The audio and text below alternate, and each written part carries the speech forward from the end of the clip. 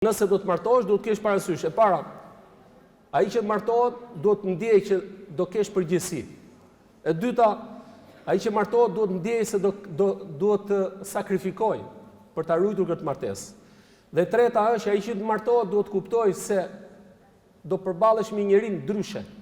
Dhe momenti që do përballet me njërin ndryshe, pse i themi këto? Nuk i themi për tu trem njerëzit. Po themi që të shiko, ti duhet ta kuptosh këtë dhe duhet ta nxjerrësh, dalësh me sukses.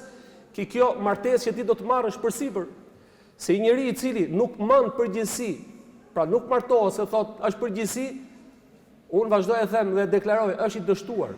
Një institucion natyrshëm që e ka bërë Zoti, ke njeriu dhe ti je i paaft ta menaxhosh, je i paaft që ti ta marrësh këtë përgjegjësinë kurriz, pyetesh, po çfarë përgjegjësi do marrësh në jetë?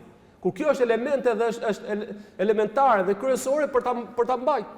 E ka ba Zoti që njeriu duhet martohet dhe ti nuk e pranon dot këtë, se thu ka përgjegjësi, nuk du sakrificë. Pyetja është po mirë, për çfarë do sakrifikosh dhe për çfarë ti do të marrësh përgjegjësi? Për gjëra të cilët janë dora e dytë apo e tretë dhe ajo që është elementare dhe obligimit dhe kryesore për jetën e njeriu nuk e pranon dot. Jo, nuk funksionon. Ke besimtari jo. Prandaj neve jemi në këtë logjik që muslimani duhet i kuptojë këto gjëra dhe para se ta bëjë hap till duhet ta para përgatisi veten e tij se ka përgjegjësi, ka sakrificë dhe ka ndryshe me atë që ai do përballet. Nëse do ta ketë këtë, do thotë se ai do ta menaxhojë jetën bashkëtorë në atë mënyrë aq bukur dhe aq të mirë siç na ka porositur Zoti xhelel xhelalu. Prandaj që njeriu kur martohet duhet kuptojë që të pranojë diçka ndryshe. Çfarë është kjo fjalë diçka ndryshe? Pra do thotë që ti kur martohesh me dikën, mos mendo se është 100% si e mendon ti. Ose mos mendo se është kopja jote, ai që ke para. Jo, është ndryshe. Vjen nga i kulturë ndryshe, nga i familje ndryshe, nga i arsim ndryshëm. Pra, janë shumë elementë që janë ndryshëm. Ti mund të puqesh me personin përballë në disa ose po themi nga 100%, ti mund të puqesh ose mund të pajtohesh me të 30, 40, 50%. Nëse arrin 50% është shumë mirë. Dhe kjo pastaj që vjen dhe bie dakordsi vjen me vazhdimin e jetës, nuk vjen për një ditë ti unë du një grua si e du, se e mendoj unë tjetra, nuk ka. Nëse mendon se do gjesh një bashkëshort apo bashkëshorte, siç e mendon ti ke koka me këto me 2, 3, 4 nuk funksionon. Se Allahu xhelel xhelalu i ka bërë njerëzit ndryshe. Dhe pastaj njerëzit fillojnë dhe mobilizohen dhe pajtohen me njëri tjetrin dhe përshtaten me kalimin e kohës, nuk bëhet brenda ditës ose brenda muajit ose brenda vitit.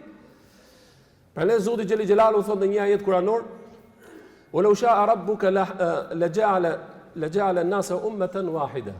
Nëse do të donte Zoti, i bante njerëzit gjithë një lloj. Por njerëzit janë ndryshe. Dhe për sa kohë janë ndryshe, ti duhet kuptosh, ai që do të martohet, ti po martohesh me dikën që një njerëz që janë ndryshe. Ndoshta pajtohet me ty 20 apo 30%, po 70 apo 60 apo varet 50% nuk pajtohet me ty. Kjo gjë kërkon bashkëjetesën, pra kërkon një bashkëpunim dhe me kalimin e viteve duke u afruar, duke u rënë dakord me njëri derisa ata plotësohen dhe bëhen, i themi pajtohen me njëri tjetrin dhe përshtaten e kështu vazhdon. Pra që do të thotë se duhet të kuptojmë se nëse ti nuk arrin ta kuptosh që ti po martohesh me dikën që ke përballë dhe ai mund të jetë ndryshe dhe ti mendon se duhet të jetë totalisht dhe plotësisht ashtu siç dhe do ti, nuk ka dhe nuk funksionon. Prandaj dhe ajo që ne i këshillojmë të rit, shiko, kur ti do të martohesh, do të kuptosh se atë që do kesh përballë është ndryshe.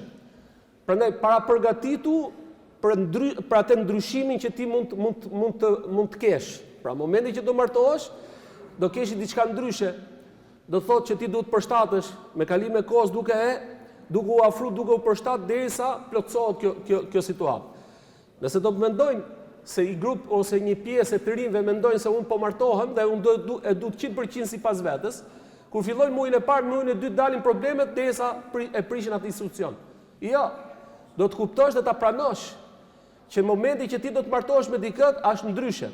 Që vajza me djalin, djali do jetë ndryshe.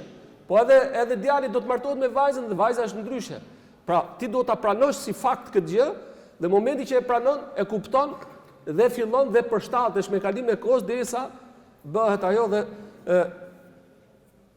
hiqen ato problemet nga ato që njeriu mund të ketë dhe mund të hasi gjatë jetës.